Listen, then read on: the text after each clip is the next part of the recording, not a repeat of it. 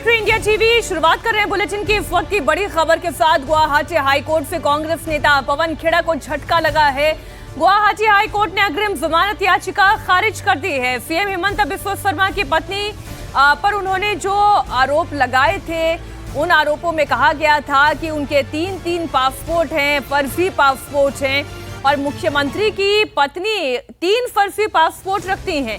CM Hemant Biswa Sharma की पत्नी के खिलाफ उन्होंने मामला भी खड़ा किया।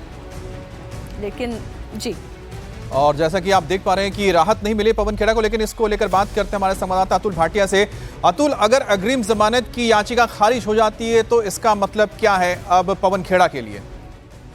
देखिए, निश्चित रूप से पवन खेड़ा की मुश्किलें काफी बढ़ गई हैं। गिरफ्तारी की तलवार जो है वो अब पवन खेड़ा के ऊपर लटक गई है।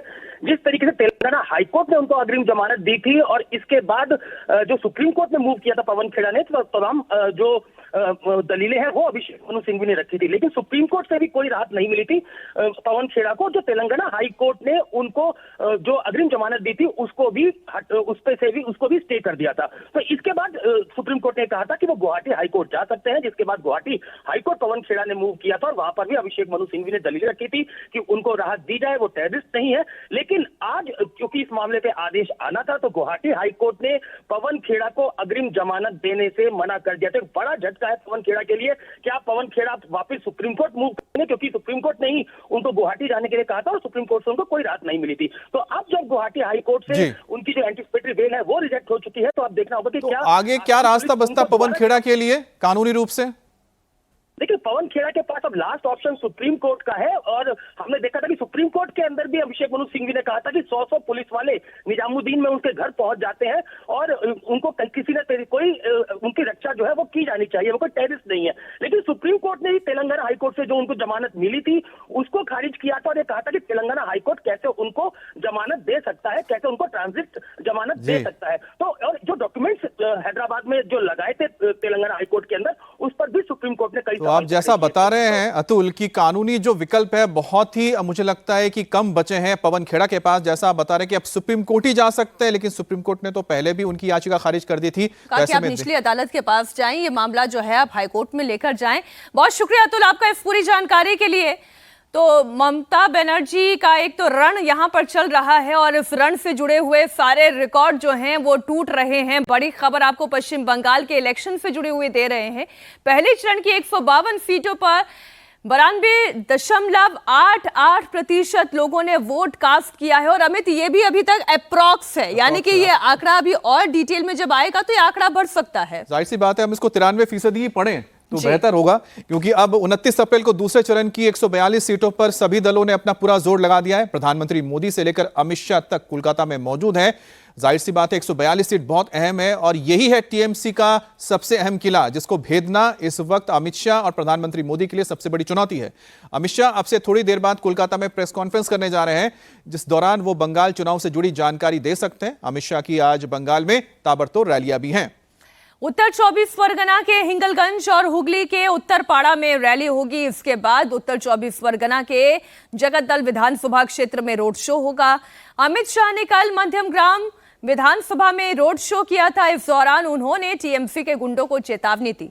अमित शाह ने कहा कि अगर 29 अप्रैल को टीएमसी के गुंडों ने लोगों को वोट डालने से रोका तो 5 मई के बाद उन्हें उल्टा कर सीधा कर देंगे।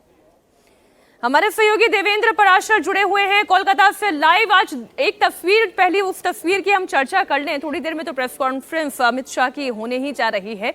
आज प्रधानमंत्री नरेंद्र मोदी कोलकाता में हुगली में अचानक से नौका विहार के लिए निकले और दूसरे चरण का ये वो क्षेत्र मैं कहूँ जो बीजेपी के लिए बहुत टफ है। इस नौकायान लोगों से बातचीत का असर, ये इम्पैक्ट कितना होगा?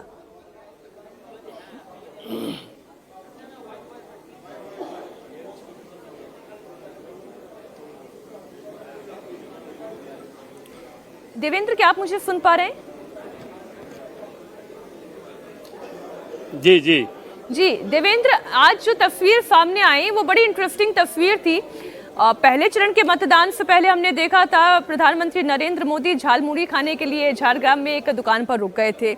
बड़ा चर्चा का केंद्र बनी वो तस्वीर। अब हुबली में जब वो नौका विहार करने के लिए निकले तो ये भी चर्चा का बड़ा केंद्र है।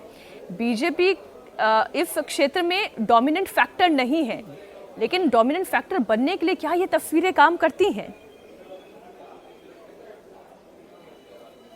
ये गंगा निश्चित तौर पर हर बंगाली के लिहाज से अगर बात करें तो वो उनकी आत्मा में बसती है। और बंगाली का देश के लोगों के हिसाब से बात करें तो जो देश के लोगों की आस्था रहती है बंगाल में वैसी ही है, या कहें कि उससे कुछ ज्यादा ही रहती है। और उस लिहाज से पीएम का वहां पे जाना, वहां पे जो नाविक है उनसे बातचीत करना, वहां जो आम लोग थे जो टहलने के लिए आए हुए थे और बाहर जब वहां से वो निकले तो उन लोगों से बातचीत करना तो निश्चित तौर पर ये कनेक्ट देता है। और पीएम बार बार ये कोशिश कर रहे हैं और पहले भी हमेशा करते रहे हैं। ऐसा नहीं है कि इस बार के चुनाव में आपको ये दिख रहा होगा, हमेशा ये करते रहे हैं कि बंगाल के कल्चर से जुड़ी हुई कोई भी चीज है, चाहे वंदे मातरम की बात कर लें, नेताजी सुभाष चंद्र बोस की बात कर लें, रविन्द्रनाथ टैगोर की बात कर लें, इन लोगों से जुड़े हुए जो भी चीजें हैं या बंगाल की कला संस्कृति से जुड़ी हुई कोई चीज है तो उसको बहुत ज्यादा महत्व देते रहे हैं। नेताजी सुभाष चंद्र बोस के बारे में हम जानते हैं कि किस प्रकार से उन्होंने जिनकी अनक्लासिफाइड जो फाइलें थी या क्लासिफाइड फाइल थी, उन सारी चीजों को लेकर एक जो डिबेट चल रहा था उसको खत्म किया। बहुत सारे कागजात उसके सामने आए, किस प्रकार से स्मारक बनवाया गया दिल्ली में। तो ये तमाम चीजें प्रधानमंत्री नरेंद्र मोदी करते हैं, हर राज्य के लिए करते हैं, बंगाल के लिए भी करते हैं। और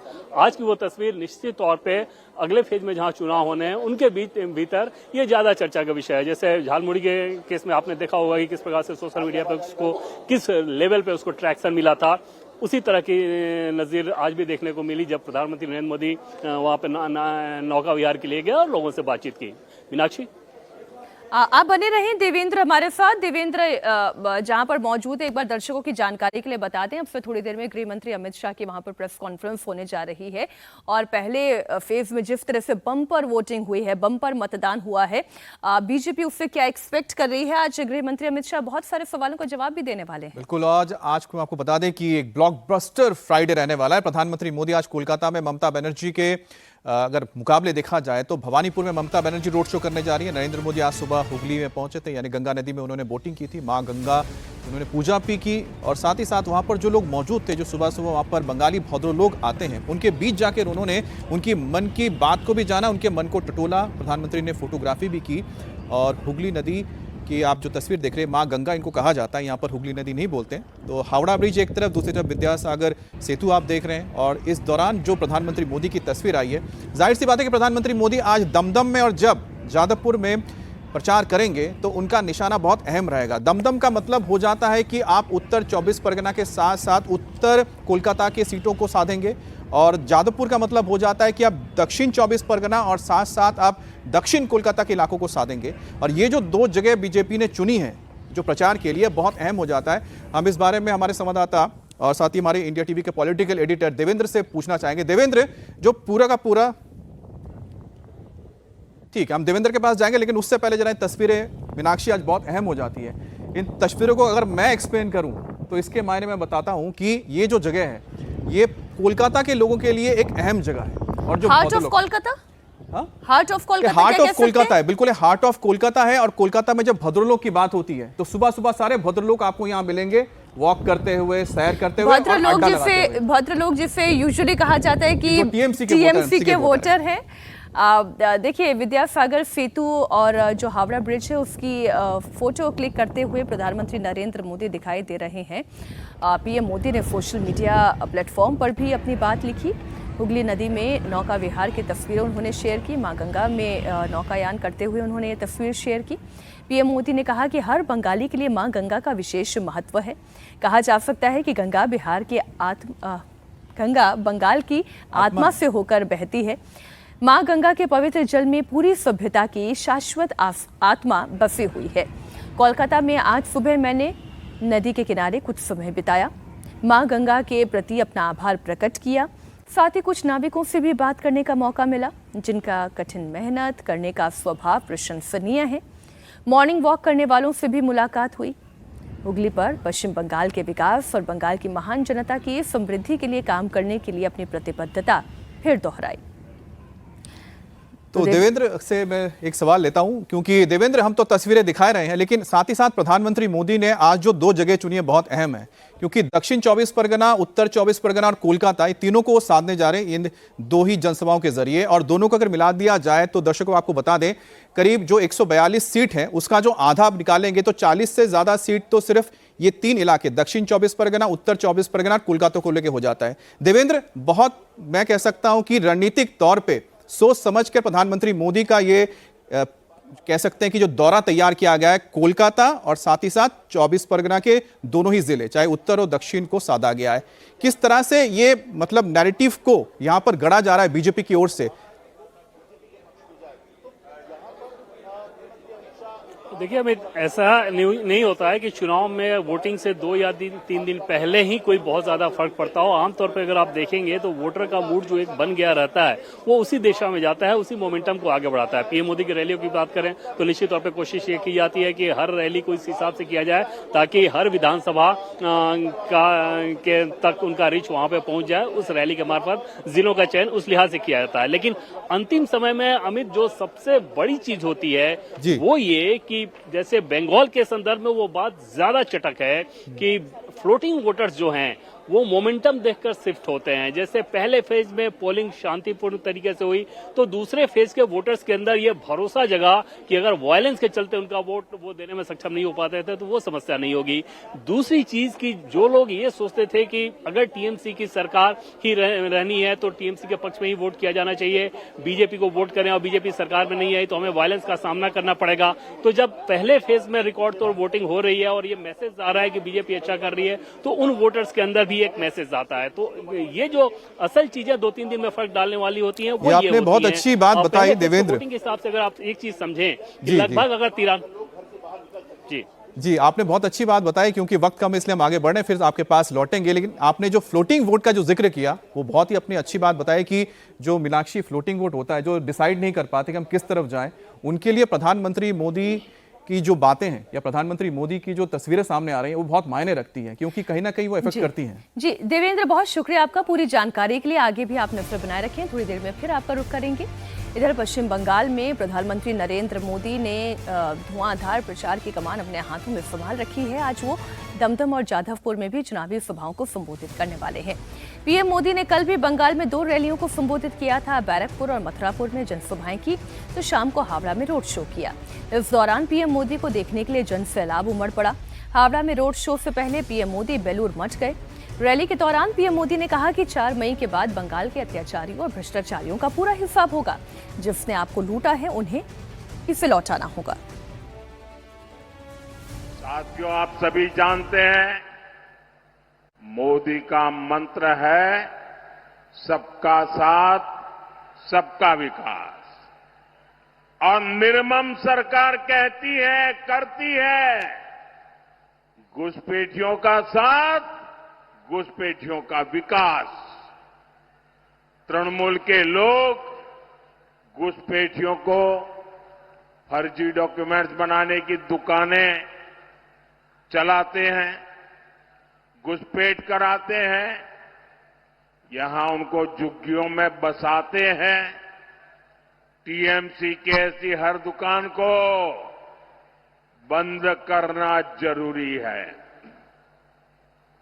सीमा तभी सुरक्षित रहती है जब पुलिस, सेना, बीएसएफ और नागरिक ये सभी मिलकर काम करते हैं। 4 मई के बाद बंगाल में भी सुरक्षा की नई गारंटी शुरू होने वाली है। कानून अत्याचारियों और भ्रष्टाचारियों का पूरा हिसाब करेगा। जिसने आपको लूटा है उसको लौटाना पड़ेगा। वहीं ममता बनर्जी ने भी पहले चरण के मतदान के बाद दूसरे चरण में अपने किले को बचाने पर पूरा फोकस किया है। बिल्कुल, और दूसरे चरण में दक्षिण बंगाल में वोटिंग होने जो जा रही है उसमें टीएमसी का इसे मजबूत किला माना जाता है। ममता आज अपने विधानसभा क्षेत्र भवानीपुर में पदयात्रा करेंगी और साथ ही वो हावड़ा और कोलकाता पोर्ट में भी रैली करेंगी। कल पहले चरण के चुनाव के बाद ममता ने दावा किया कि रिकॉर्ड वोटिंग से साफ है कि टीएमसी चौथी बार सत्ता में आ रही है। আর আজকে যা ভোট হয়ে গেছে ইতিমধ্যেই, আমার চোখ যদি সত্য হয়, আমার মন যদি মানুষের ভাষা বোঝে, তাহলে অলরেডি আমরা জেতার জায়গায় এসে গেছি। তুমি ক্যাচ করা করবে। আগামী দিনেও সবাইকে ভোট দিতে হবে। এদের একেবারে রাজনৈতিক দুর্মুষ করতে হবে। দুর্যোধনা দুঃশাসন, এরা দেশের দুশ্মন। মনে রাখবেন, এদের কেয়ার করা যাবে না, মানুষকে কেয়ার করতে হবে। Public chair is the permanent, constitution is our actual our pillar. কনস্টিটিউশনকে ভেঙে দিয়েছো।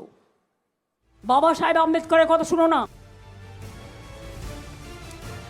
संविधान ही हमारा पिलर है, ये कहना है ममता बनर्जी का। और सेकंड फेज की सबसे हाई प्रोफाइल सीट कौन सी है? भवानीपुर है, जहां पर ममता बनर्जी मैदान में है। उनको चैलेंज कर रहे हैं शुभेंदु अधिकारी। 2021 के चुनाव में शुभेंदु ने ममता बनर्जी को नंदीग्राम में मात दी थी। भवानीपुर में ममता की जीत के लिए टीएमसी पूरा जोर लगा रही है। 2011 में ममता बनर्जी ने 54,218 वोटों से जीत दर्ज की थी। 2016 में ये घटकर 25,301 हो गई, लेकिन 2021 में ममता ने फिर मार्जिन बढ़ाया और वो 58,835 तक पहुंच गया। भवानीपुर में अगर सोशल बैलेंस की बात करें तो यहाँ पर 42% बंगाली हिंदू हैं, 34% गैर बंगाली हिंदू हैं, 24% मुस्लिम आबादी है, कायस्थ वोटर 26.2% हैं, जबकि मारवाड़ी वोटर्स की संख्या भी 10.4% है। यानी कि एक बहुत बड़ा चंक है जो यहाँ पर गैर बंगाली है, जो बिहारी है, जो मारवाड़ी है, जो अलग अलग प्रदेशों से आकर अब यहाँ का निवासी हो गया है और यहाँ के एक बड़े वोटिंग चंक का हिस्सा है। बिल्कुल, और यहाँ पर बड़ी तादाद गुजरातियों की भी है और साथ ही साथ जो सिख समुदाय के लोग हैं उनकी भी बड़ी तादाद है। खैर, अब बड़ी खबर राजधानी दिल्ली से आ रही है, जहां पर सुबह सुबह गोलियों की तरताहट से हड़कंप मच गया। करोलबाग इलाके में अचानक आए हमलावरों ने फायरिंग शुरू कर दी। ताबड़तोड़ फायरिंग में रोहित नाम के शख्स को गोली लगी, जिसके इलाज के लिए अस्पताल उसे ले जाया गया। सुबह 4 बजे रोहित को टारगेट करके कुछ अज्ञात लोगों ने 3 से 4 राउंड गोलियां चलाई थी। दिल्ली पुलिस ने इस मामले में अटेम्प्ट टू मर्डर का केस दर्ज किया है। करोलबाग के जिस इलाके में गोली चली, वहां आसपास कई बड़े शोरूम और ज्वेलरी शॉप हैं। फायरिंग से यहां का व्यापारी खौफ में है। पुलिस ये जानने की कोशिश कर रही है कि आखिर फायरिंग की यह वारदात सुबह सुबह क्यों हुई। क्या फायरिंग करने वालों और घायल के बीच में पैसों के लेन देन का कोई विवाद था, या फिर ये कोई गैंग वॉर का मामला तो नहीं। फिलहाल पुलिस की कई टीमें इस मामले की जांच में जुटी हुई है। राजधानी दिल्ली के करोलबाग इलाके में लोग इस समय खौफ में हैं, क्योंकि सुबह 4 बजे इसी जगह पे ताबड़तोड़ फायरिंग हुई है। दिल्ली पुलिस के मुताबिक रोहित नाम का शख्स सुबह 4 बजे इस इलाके में मौजूद था। कुछ अज्ञात लोग आते हैं और 3 से 4 राउंड की उसके ऊपर गोली चलाते हैं। ये वही जगह है जहां पे ये फायरिंग हुई है। दिल्ली पुलिस के मुताबिक अभी फिलहाल उन लोगों की पहचान नहीं हो पाई है किसने रोहित के ऊपर फायरिंग की। रोहित की हालत इस समय क्रिटिकल बनी हुई है। दिल्ली पुलिस ने रोहित को लेडी हार्डिंग हॉस्पिटल में एडमिट कराया है। लेकिन अगर हम आपको इस इलाके की बात बताएं तो ये करोल बाग का मार्केट एरिया है। यहाँ पे रेजिडेंशियल लोग भी रहते हैं। बड़े बड़े यहाँ पे आपको ज्वेलरी के शोरूम नजर आएंगे। ऐसे में अब लोग खौफ में हैं कि इस तरीके की अगर सुबह 4 बजे के करीब घटना होती है, गोली चलती है, तो ये इलाका कितना सेफ है। राजधानी दिल्ली में आए दिन मर्डर हो रहे हैं, गोली चल रही है, जो कि कानून व्यवस्था पे भी सवाल उठाती है। रोहित पे गोली चलाने वाले लोग कौन है, उनकी पहचान अभी तक नहीं हो पाई है। दिल्ली पुलिस ने अटेम्प्ट टू मर्डर के चार्जेस में केस दर्ज कर लिया है और उन आरोपियों को पकड़ने की कोशिश कर रही है जिन्होंने कल करोल बाग में दहशत मचाई है। की राजधानी पटना से आ रही है, जहां बदमाशों ने दिन दहाड़े वारदात को अंजाम दिया है। बदमाशों ने बीच सड़क पर युवक पर चाकू से ताबड़तोड़ हमला किया। हमले में युवक गंभीर रूप से घायल है, उसकी हालत नाजुक बताई जा रही है। घटना का वीडियो भी सामने आया है। इसमें बदमाश युवक को दौड़ा दौड़ा कर चाकू से हमला कर रहे हैं। वहां पर मौजूद भीड़ तमाशबीन बनी रही। किसी ने भी युवक को बचाने की कोशिश तक नहीं की। युवक जब लहूलुहान होकर गिर पड़ा, बेहोशी की हालत में छोड़कर उसे बदमाश वहां से फरार हो गए। घायल युवक की पहचान अमन कुमार के रूप में हुई है। सीसीटीवी के आधार पर पुलिस बदमाशों की तलाश कर रही है। पता लगाने की कोशिश हो रही है कि इस वारदात को आखिर क्यों अंजाम दिया। तो ये आप तस्वीर देख रहे हैं और सड़क पर देखिए किस तरह से एक शख्स को पकड़कर, एक युवक को पकड़कर बाकी दो जो युवक हैं वो उसको चाकू से गोदते हुए नजर आ रहे हैं। और देखिए सामान्य रूप से ट्रैफिक यहाँ पर आगे पीछे गुजरते हुए भी दिख रहा है और कोई खौफ नहीं है इनको कि ये पटना में, राज्य की राजधानी में, बीच सड़क पर दिन दहाड़े इस तरह से इस घटना को अंजाम दे रहे हैं।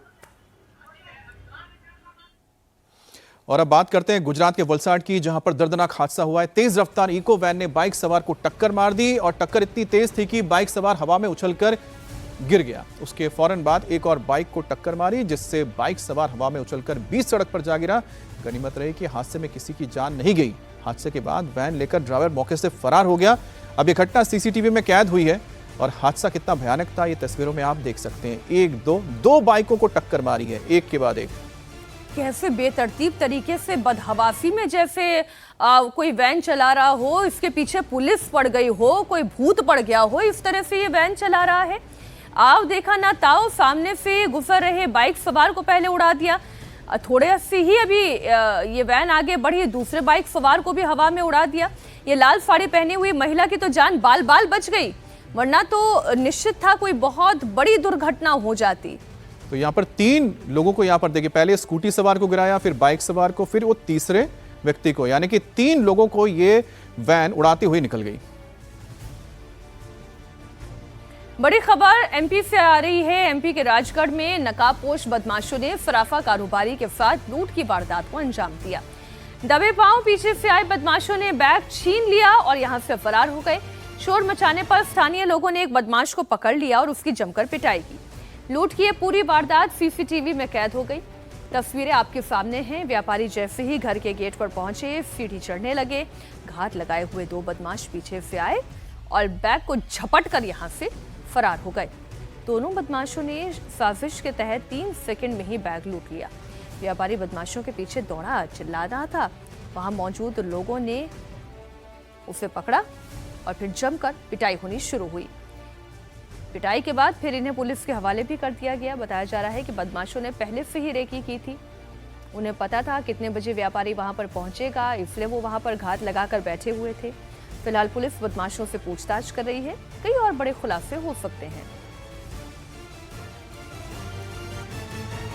अब देश भर में बढ़ते साइबर अपराध के बीच गुजरात पुलिस ने एक बड़े साइबर ठगी से जुड़े नेटवर्क का भांडाफोड़ किया है। पुलिस ने 622 करोड़ की साइबर ठगी से जुड़े एक बड़े नेटवर्क का पर्दाफाश कर दिया। 40 लोगों को गिरफ्तार किया है। सूरत, भावनगर और राजकोट से 7 लोग अरेस्ट भी हुए हैं। पकड़े गए ठगों के पास से अब भारी मात्रा में कैश मिला है। 7 मोबाइल, 1 लैपटॉप समेत कई अहम दस्तावेज भी बरामद कर लिए गए हैं। गुजरात पुलिस ने साइबर फ्रॉड के खिलाफ चलाए ऑपरेशन म्यूल हंट 2.0 के तहत यह कार्रवाई की। एक महीने में 622 करोड़ रुपए से ज्यादा के फ्रॉड का पर्दाफाश हुआ है। पकड़े गए शातिर ठग ऑनलाइन ठगी करते थे। लोगों को पहले अपने जाल में फंसाते, फिर उनकी जमा पूंजी को चट कर जाते। पुलिस को 1000 से ज्यादा साइबर ठगी की शिकायतें मिली थी, जिनमें से 288 करोड़ रुपए से ज्यादा के नेटवर्क सामने आया। अब पुलिस ने सूरत, भावनगर, राजकोट समेत कई जिलों में छापेमारी करते हुए इन बदमाशों को अरेस्ट किया है और इनके पास से भारी तादाद में कैश बरामद किया है और जो बाकी पैसा है कहां रखा है उसके लिए फिलहाल छानबीन चल रही है।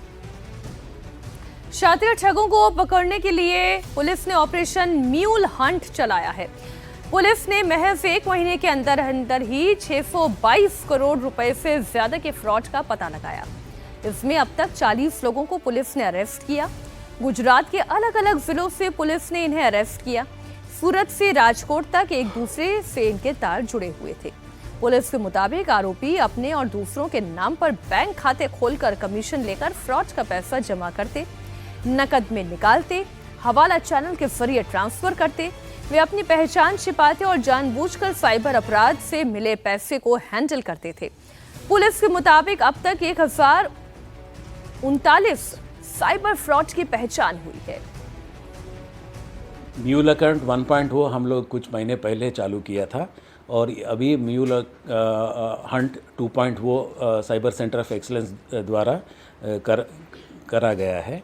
इसमें हम लोग पिछले 2 अठवाडिया में हम लोगों ने 40 जितना अक्यूज़ को हम लोगों ने धरपकड़ किया है और अरेस्ट किया है और इसमें 622 जितना करोड़ का ये फाइनेंशियल फ्रॉड का ट्रांजैक्शंस हमारे ध्यान पर आई है। और ख़ास करके जो 2.0 जब साइबर सेंटर ऑफ एक्सलेंस में हम लोगों ने ताजेतर में 50 से ज़्यादा इंस्पेक्टर्स को पोस्ट किया था, तो उसके दौरान हमारे जो लास्ट अठवाडिया में जो किया था, खास करके ऊंझा, राजकोट और भावनगर में, ये तीनों शहरों पे हमारा ये अलग अलग टीमों ने रेड करके तो इस तरह से फाइनेंशियल फ्रॉड्स पकड़े गई हैं। और अब खबर मध्य प्रदेश के जबलपुर से, जहां बाइक से जा रहे युवक को बदमाशों ने गोली मार दी। नकाबपोश बदमाशों ने युवक के सिर पर गोली मारी। युवक को आनन फानन में अस्पताल ले जाया गया, जहां उसकी मौत हो गई। गोली मारने के बाद दोनों हमलावर फरार हो गए। बताया जा रहा है कि युवक अपने बेटे को स्कूल छोड़कर घर लौट रहा था। तभी इस दौरान पीछे से बिना नंबर की काले रंग की बाइक पर सवार 2 युवक उसके करीब आए, सिर पर गोली मार दी। गोली लगते ही वो सड़क पर गिर पड़ा और आरोपी फरार हो गए। स्थानीय लोगों ने घायल युवक को फौरन अस्पताल पहुंचाया, लेकिन उसकी जान नहीं बचाई जा सकी। बताया जा रहा है कि पुरानी रंजिश के चलते वारदात को अंजाम दिया गया है।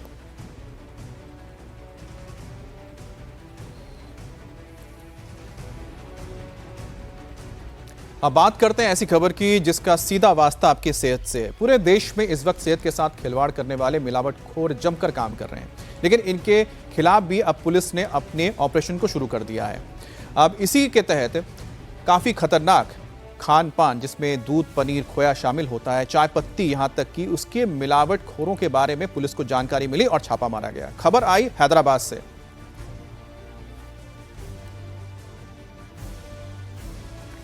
तो ये तस्वीरें आप देख रहे हैं कि किस तरह से अलग अलग इलाकों में छापेमारी की गई है। अब हैदराबाद में नकली चाय पत्ती के बारे में जानकारी मिली तो नागपुर में ये नकली ब्यूटी केयर प्रोडक्ट मिला, अयोध्या में नकली तेल मिला। तो इसी तरह से देश के अलग अलग हिस्सों से तस्वीरें आई।